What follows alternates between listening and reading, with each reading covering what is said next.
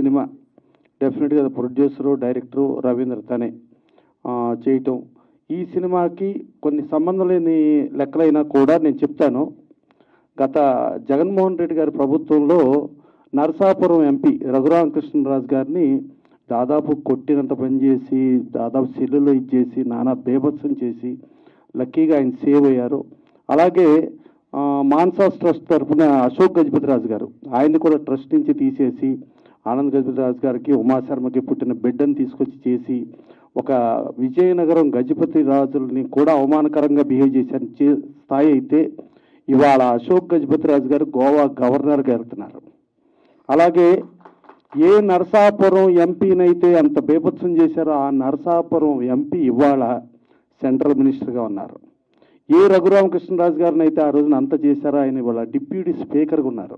అంటే రాజులు రాజులతో పెట్టుకుంటే మాటలు కాదు, వాళ్ళ సవాళ్ళు కూడా అలాగే ఉంటాయని ఆల్రెడీ నిరూపితమైంది.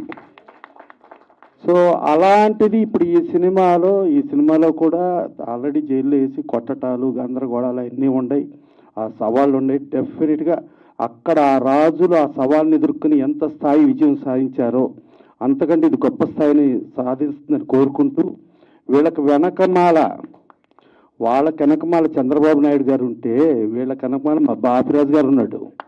సో డెఫినెట్గా ఇది మంచి హిట్ అవ్వాలని కోరుకుంటూ, ప్లస్ దీన్ని ఆశీర్వదించడానికి హీరోయిన్లు అంటే వాళ్ళు ఈ సినిమాలో చేసినా చేయకపోయినా కూడా